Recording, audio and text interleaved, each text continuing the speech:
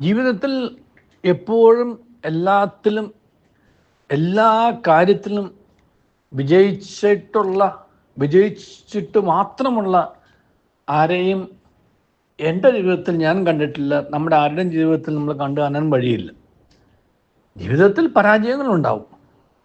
പക്ഷേ ജീവിതത്തിലെ പരാജയങ്ങൾ ജീവിതം പരാജയമാണ് എന്ന് ചിന്തിക്കുന്ന ചില മനുഷ്യരെങ്കിലുമുണ്ട്, ചിന്തിച്ചു പോയവരുണ്ട്.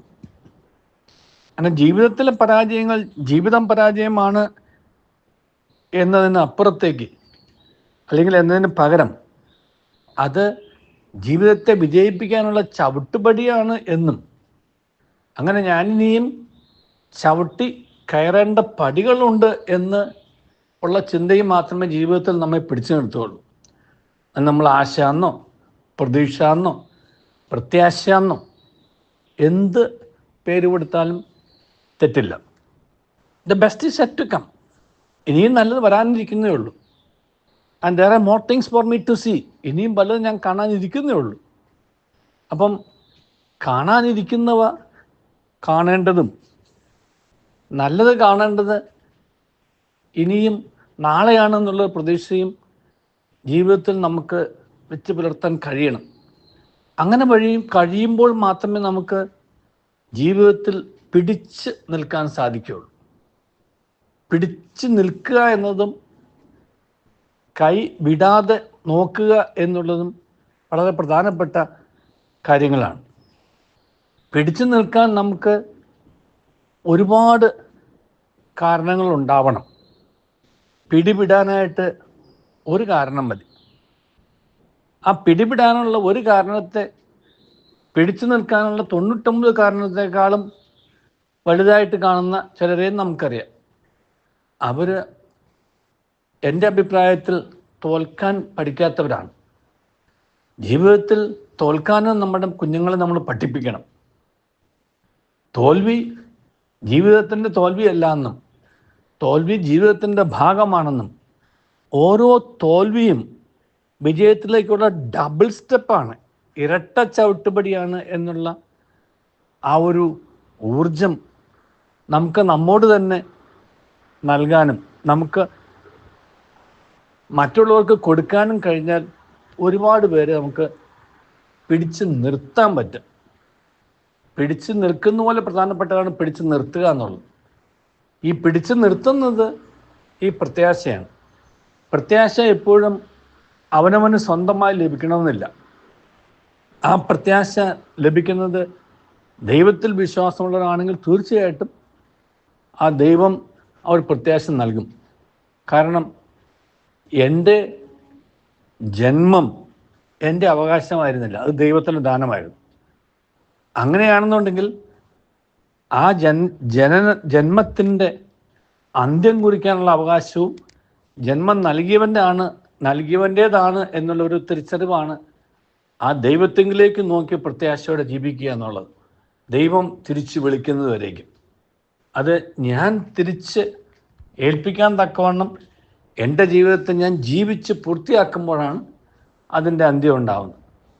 അതെങ്ങനെയാണ് ജീവിച്ച് പൂർത്തിയാക്കുക എന്നുള്ളത് ഓരോ വ്യക്തിയെയും ഓരോ വ്യക്തിയുടെ ജീവിത സാഹചര്യത്തെയും ആശ്രയിച്ച് തന്നെയാണ് ഇരിക്കുന്നത്. യാതൊരു സംശയം ആ കാര്യത്തിലില്ല. എന്തുമാവട്ടെ, എന്തു തന്നെയായാലും നമുക്ക് നമ്മുടെ കയ്യിൽ ടെർമിനേഷനുള്ള അവകാശമില്ല എന്നുള്ളൊരു തിരിച്ചറിവ് നമുക്കുണ്ടാവും, നല്ലതാണ്. ഇപ്പോൾ സൂയിസൈഡ് ടൂറിസം എന്നുള്ള വാക്ക് വരെ വന്നു തുടങ്ങി. അത് അപകടകരമായൊരു സൂചനയാണ്. ചില രാജ്യങ്ങൾ യുത്തനേഷ്യ അല്ലെങ്കിൽ റൈറ്റ് ടു ഡൈ അംഗീകരിക്കുന്ന രാജ്യങ്ങളുണ്ട്. അവിടേക്ക് ടൂറിസ്റ്റായിട്ട് പോയി അവിടെ ചെന്ന് ജീവിതം അവസാനിപ്പിക്കുന്നു. ഒരു കാരണം ഇത്രയേ ഉള്ളൂ, ഇനി മുന്നോട്ടൊന്നുമില്ല എന്നുള്ളൊരു തോന്നൽ. അതല്ലല്ലോ, ഒരിക്കലും അല്ലല്ലോ. നമ്മളാരും ജനിച്ചു വീണപ്പോൾ ഇത്രയും പെർഫെക്ഷനിസ്റ്റ് ആയിരുന്നല്ലോ. പെർഫെക്ഷൻ നമുക്ക് ദൈവം തന്നതാണ്. ആ ദൈവം തന്ന ആ പെർഫെക്ഷന് ആയുസുള്ളൂ, പെർഫെക്ഷനിസ്റ്റിന് ആയുസില്ല.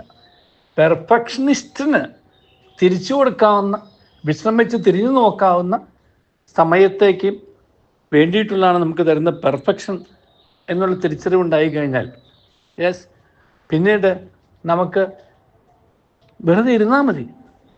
ആ പെർഫെക്ഷനെ ഒരു ഗോപുരമായിട്ട്, ഒരു ലൈറ്റ് ഹൗസായിട്ട് മറ്റുള്ളവർക്ക് കാണാനും വായിക്കാനും സാധിക്കും. അങ്ങനെ കാണാനും വായിക്കാനും കഴിയുന്ന ഒരവസ്ഥ കൂടെ നാം സൃഷ്ടിക്കണം.